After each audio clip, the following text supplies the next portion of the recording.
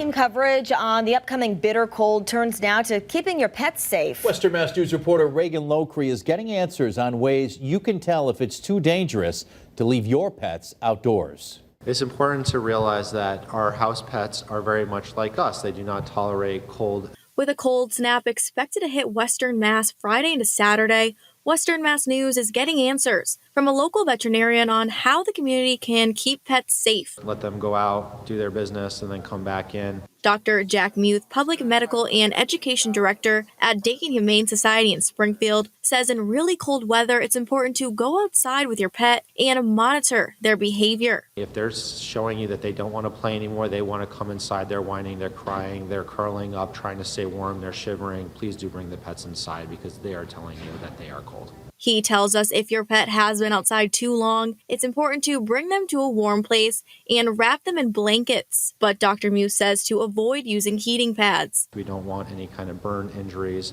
especially if they're lethargic or not wanting to eat. Please do call your veterinarian and seek medical care because hypothermia is possible. Now, Dr. Muth adds breed, size, age, and medical history all contribute to how your pet reacts to the cold. Older dogs do not tolerate the cold as well, and disease is also important. So if the dog has underlying diseases, they will not regulate their body temperature as well. And if they have arthritis, their arthritis will also act up. And of course, fur style also plays a role. Now, even if your dog has a big fluffy coat like Ella here, it's still important to limit outdoor time during freezing temperatures.